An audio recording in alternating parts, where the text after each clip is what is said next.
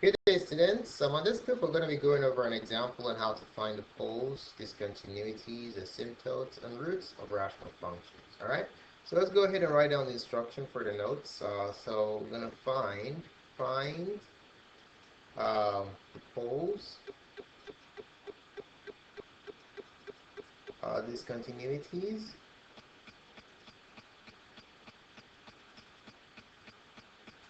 asymptotes, and roots of the given function. Okay. And then the rational function under consideration that we're going to be looking at is f of x equals 3x to the third plus x squared minus 2x divided by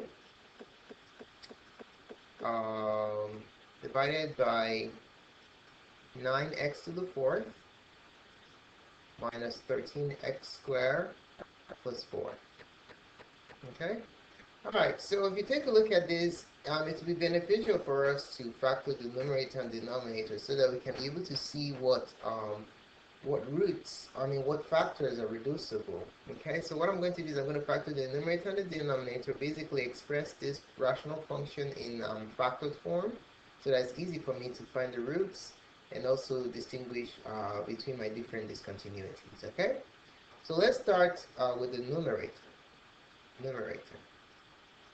Alright, so our numerator is 3x to the third plus x squared minus 2x. So let's break this down and see if I can extract anything from the original expression, 3x to the third plus x squared x times x minus 2 times x.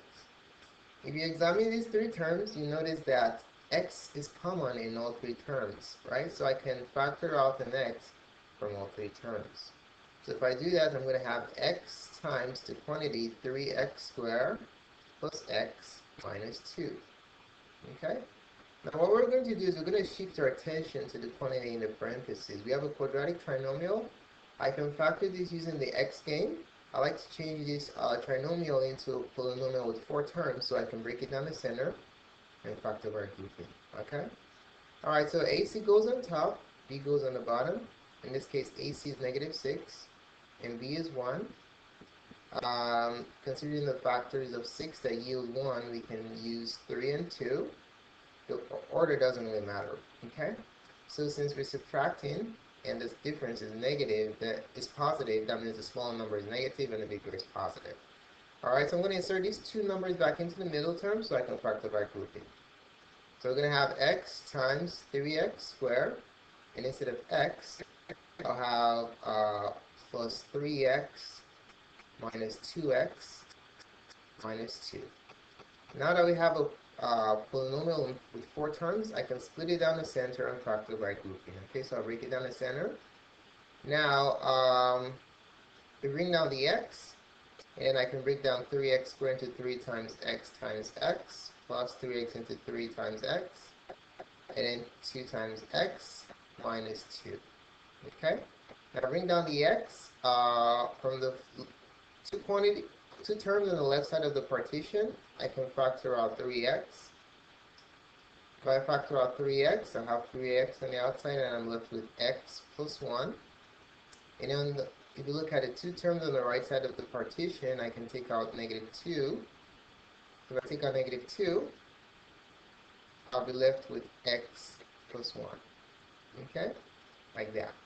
Alright, now since these two quantities are identical, x plus 1 and x plus 1, I can factor them out as one quantity, x plus 1, and then the stuff left on the outside are going to get a 3x minus 2. So the factored form of the numerator of our rational expression, f of x, is basically x times x plus 1 times 3x minus 2. Alright? Now we're going to shift our attention to the denominator and factor it completely. And then we can go ahead and start to analyze by looking for the relevant components. Alright, so let's write this down. The numerator. The denominator. So the denominator is 9x to the fourth minus 13x squared plus 4. Okay, we can see it's a fourth degree trinomial. So what I want to do is I want to make it into 4 terms so I can break it down in the center and factor by grouping. So in order to do that, we're going to use our x gain, the AC method on this quadratic, on this fourth degree trinomial. AC goes on top, B goes on the bottom. AC is 36, B is negative 13. So let's consider the pairs that yield 36. Okay, so what number is times to give you 36? 1 goes into 36 times. This pair doesn't work. 2 goes into 36 18 times. This pair yields 16 or 20. That doesn't work. 3 and 12 doesn't work. It gives me 15 or 9. How about 4 and 9? Well, this works. 4 and 9 is a good pair because 4 times 9 is 36 and 4 plus 9 is 13. So 4 and 9, since the sum is negative and it's bigger, that means both of them have to be negative. Alright? So I'm going to reinsert these 2 terms into my fourth degree trinomial. So I have 9x to the fourth minus 4x squared minus 9x squared plus 4. Okay? Now I'm going to partition it down the center and factor by grouping. Alright? Okay, now let's look at the 2 quantities on the left side. I'll break down 9, if we break down 9, we'll have 3 times 3, and then we have 4x is 1, 2, 3, 4, minus 4 is 2 times x times x. And then over here we break down the 9, we have 3 times x times x. And if I break down the 4, I have 2 times 2. Okay? Alright. Now, what we're going to do is factor, okay? So let's take a look at the left side of the partition. What can I factor out? You notice I have 2x's common on both sides of the left side. 2x and 2x is there. So if we take them out, we're going to have x squared. And then we take out x squared, we're going to be left with 3 times 3, which is 9. 9x squared minus 2 times 2, which is 4. Okay? On the left side here, we take out the minus. On the right side, what's common? Nothing is common, so we can just take out 1 times 3 times 3 is 9. 9x squared plus 4. Actually, since we took out a minus from this plus right here, this sign flips to a negative, so it's minus 4. So notice that these 2 quantities always have to be identical. Okay, that's how we check that our factorization is correct. So that's the case right now, so that's good. Okay, so these 2 common factors, we can factor them out as 1, 9x squared minus 4, and then the factors remaining on the outside, we just unify them in their own parentheses, x squared minus 1. Okay? Now we have something here called the difference of squares. Now how do you factor difference of squares? If you have a squared minus b squared, all you simply do is you root the first and the last, and then you add and subtract the square roots, right? You add and subtract the square root. So that's what we're going to do here. If I wanted to factor a squared minus b squared, when I add and subtract the square roots, I'm going to have a plus b times a minus b. Okay? Alright, so we're going to use that approach here. Remember, this is a 4. If I root this and this, let me go ahead and do it for you so you see. If I take the square root of the first and the last, and I add and subtract the square roots, what am I going to get? I'm going to get 3x plus 2 times 3x minus 2. So that's the factorization of 9x squared minus 4. This is a square, and this is a square also. So I can factor this by rooting the first and the last, and adding and subtracting the square root. Okay? If I do that, I'm going to get x plus 1 times x minus 1. So there goes the factored form. Okay? So the factored form of our fourth degree trinomial is 3x plus 2 times 3x minus 2 times x plus 1 times x minus 1. Okay? Alright, now we're going to go ahead and start finding the properties of my rational function. Alright, so the first thing we're going to attempt to find, or the first thing we're going to find, are the poles. Okay? So, write this down, poles. To find the poles, all you have to do is you set the denominator to 0, right? Set denominator equal to 0. Do not reduce, okay, for the poles, because the removable discontinuity is one of the poles too, so don't reduce. Only roots that you reduce for. So for the poles, I'm just going to take these three denominators and set them to 0. So I have 3x plus 2. Actually, let's take the whole denominator first. 3x minus 2 times x plus 1 times x minus 1. Okay? If you set equal to 0, then that means we're going to set each factor equal to 0 and solve. So we're going to have set 3x plus 2 equal to 0, 3x minus 2 equal to 0, x plus 1 equal to 0, and x minus 1 equals 0. If I use the zero product property to solve all of this, I can do this in my head. I just have x equals negative 2 over 3, and this one x equals 2/3. And if I solve this, x equals negative 1, and then if I solve this, x equals 1. Alright? So my poles is x. You can put them in a squiggly bracket, organize them into a set of numbers. So you're going to be negative 1, negative 2/3, 2/3, and 1. Okay? So there goes your poles. Alright. Now what we're going to do next, we're going to go ahead and look for our discontinuities. Okay? So what are our discontinuities in this problem? Discontinuities. Okay, you notice there's a plural here. Well, I made it plural for a reason. The discontinuities are exactly the same as the poles. Okay, so your discontinuities are x, just list this again. Negative 1, negative 2/3, 2/3, and 1.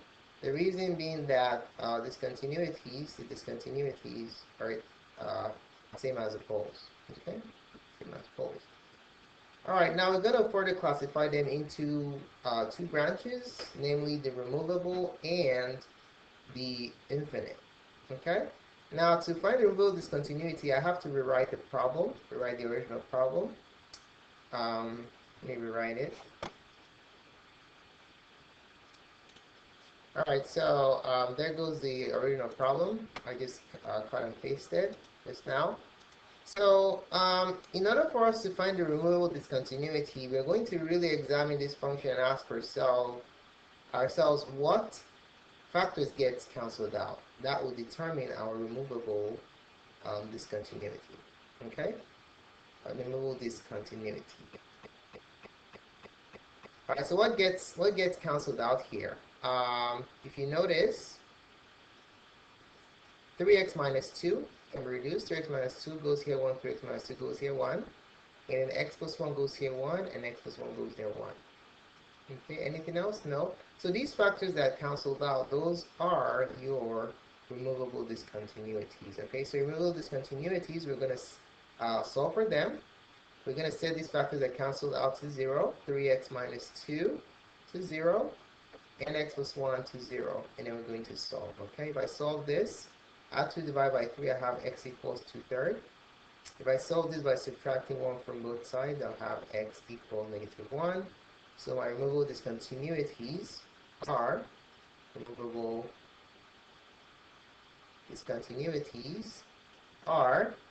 let me organize them in a squiggly bracket, negative 1 and 2/3. Okay, so there you have it. Now, if negative 1 and 2/3 are your removable discontinuities, you can guess what your infinite discontinuities are, right? It's what's left, namely 1 and negative 2/3. Alright? So let's go ahead and verify that. What I'm going to look for next are your infinite discontinuities. Infinite discontinuities.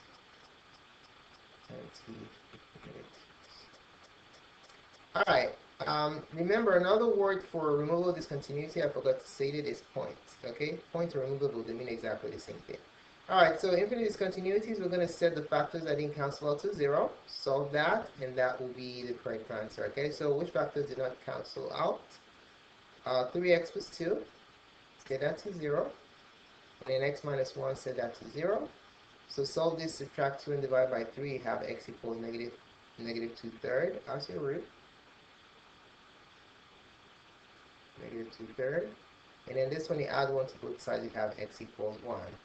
So your infinite discontinuities are x equals squiggly bracket negative 2/3 and 1. Okay? So there you have it. Alright, now next thing we're going to go ahead and find is the vertical asymptotes, the vertical asymptotes. Okay?